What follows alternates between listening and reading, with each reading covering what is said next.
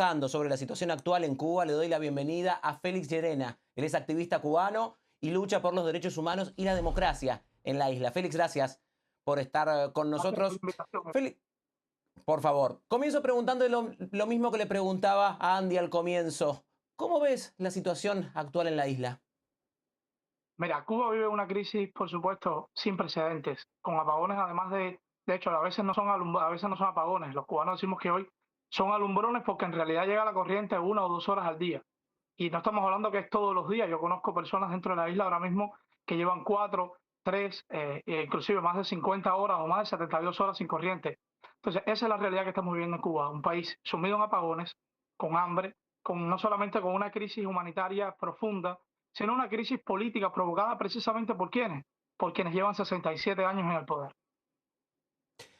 Ahora, quería preguntarte, ¿cómo ven los cubanos esta situación? Por la cual, por un lado, está esto que vos decías de la situación actual de la isla por el gobierno que tienen. Pero por otro lado, quien está está cerrando el grifo en este momento es Estados Unidos también. Entonces, digo, los cubanos ven en Estados Unidos una posibilidad de ayuda, ven a un opresor, o a un atacante. ¿Cómo se ve esta posición de Estados Unidos que por un lado dice que busca terminar con el régimen, pero por otro lado lo está estrangulando y estrangulando a los Yo creo cubanos? que la decisión del pueblo cubano, de hecho aquí la estás viendo en las imágenes, ha sido muy clara. Hasta ahora no hemos visto a nadie, ni a miles de personas protestando en contra del bloqueo o protestando en contra o sea, y los que han ido sencillamente a las marchas que ha convocado el régimen, todos sabemos bien claro las amenazas y a los chantajes y a la obligación que tienen allí. ¿Cuál ha sido el gran clamor del pueblo cubano en las calles? Libertad, por supuesto, y obviamente las necesidades básicas, pero fundamentalmente eso, libertad, el fin del sistema,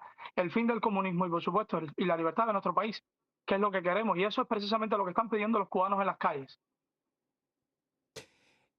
Hablábamos de cuál era el rol de Raúl Castro. Te pregunto un poco también, ¿cómo ves vos la imagen de Raúl Castro? Que teóricamente dio un paso al costado, Miguel Díaz-Canel es el presidente, pero ahora se lo ve nuevamente en las negociaciones, también se lo ve a su nieto. Digo, ¿cuál es el rol de Raúl Castro hoy en la isla y en toda esta negociación con Estados Unidos? Mira, Iván, tanto para ti como para toda la audiencia, yo creo que estemos claros en algo. En Cuba hay una dictadura que responde a un apellido, que lleva 67 años en el poder y que se niega a abandonarlo, a una familia que se apropió de un país, que expropió toda la empresa privada, toda la economía del país, se la agarró para sí misma y obviamente lo ha destruido y lo ha saqueado. Y esa es la familia Castro. Por eso es que, por ejemplo, cada vez que va algún funcionario o algún líder o se plantea algún cambio específico o un cambio importante dentro de Cuba, siempre hay un Castro presente. Sea igual si viene un militar ruso, está el propio Raúl Castro, si hay un acuerdo con Obama, lo hace el hijo de Raúl Castro, y si viene el jefe de la CIA, dialoga, o si hay una reunión o un diálogo como está ocurriendo ahora, dialoga el nieto de Raúl Castro. ¿Por qué? Porque esta es la dictadura de los Castro. Díaz-Canel todo el mundo sabe, como cualquiera de los otros dirigentes que están, y espero que no le sucedan, pero esa es la dinámica, sencillamente son objetos decorativos, sencillamente son burócratas que ellos necesitan tener ahí, que les sean leales, que les sean fieles, pero que además no lleven ese apellido, pero a la sombra sigue mandando los que llevan lamentablemente mal dirigiendo y tiranizando mi país por 67 años, la familia Castro. Ahora, Raúl Castro tiene casi 95 años, en pocas semanas va a tener 95 años. Si no está él, ¿quién más puede seguir teniendo el poder de la familia Castro, siguiendo tu tesis? Porque digo, Mira, el tiempo juega. más allá de que sea un dirigente, o en este caso pudiéramos hablar del nieto o del hijo, ellos tenían una ficha muy importante y esa ficha se les murió, que era el general López Calleja, que en este caso era el ex esposo de una de las hijas de Raúl Castro y obviamente el padre de este hombre que está hoy utilizando el régimen para, por supuesto, negociar, padre del cangrejo, como todos conocen.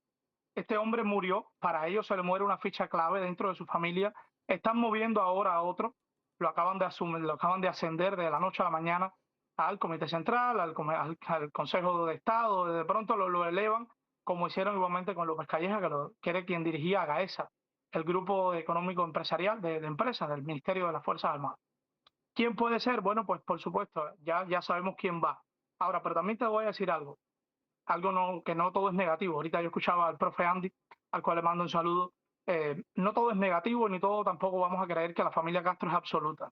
El régimen cubano vive una crisis profunda a nivel político y a nivel de confianza, a nivel por ejemplo, convocatoria de masas o de credibilidad de sus dirigentes.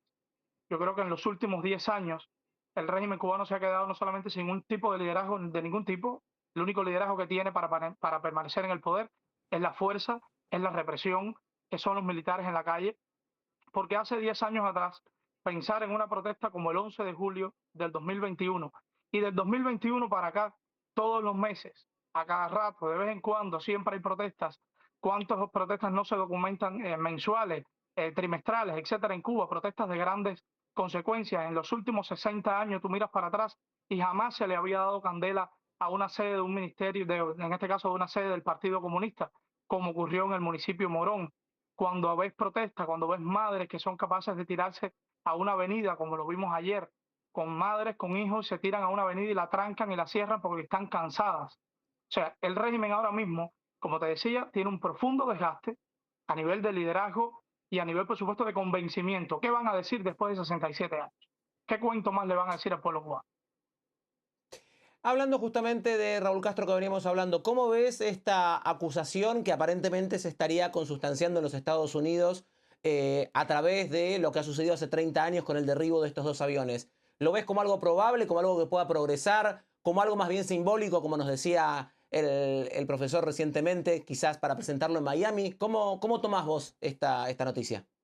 Retomando lo que decía Andy, puede ser una hipótesis que obviamente lo utilicen para propaganda electoral, pero yo también te digo algo, la justicia nunca tarda en llegar y siempre es necesaria. Y los crímenes de lesa humanidad, como fue el derribo en aguas internacionales de las avionetas Hermanos de Rescate, es una deuda muy pendiente, no solamente con los familiares de las víctimas, sino también con el exilio cubano que vivió y sufre y ha sufrido durante estos 30 años esa muerte. Una muerte además muy injusta, pero además una muerte que fue y está documentado, están las pruebas ahí, que es triste y es lamentable que hayan pasado 30 años, pero sigue estando la voz de Raúl Castro diciendo, y voy a citar textualmente, túmbelo en el mar cuando se aparezcan, que no consulten. Y esas fueron sus órdenes a los 5 generales que le dio en el año 1996, en aquel momento el ministro de las Fuerzas Armadas, Raúl Castro Ruz, a 5 generales, a los cuales evidentemente en aguas internacionales, cuando estaban sobrevolando estas avionetas, las pulverizaron en el aire con 2 MiGs, el 24 de febrero de 1996. Así que, por lo tanto, este es un crimen de lesa humanidad que no va a perdurar y, por lo tanto, yo lo veo más que todo necesario y justo. Y creo y sigo creyendo en la justicia. Félix, te pido que me esperes un minutito, vamos a hacer una pausa y enseguida volvemos aquí a conclusiones y seguimos conversando con el activista cubano Félix Llerena. No se vayan.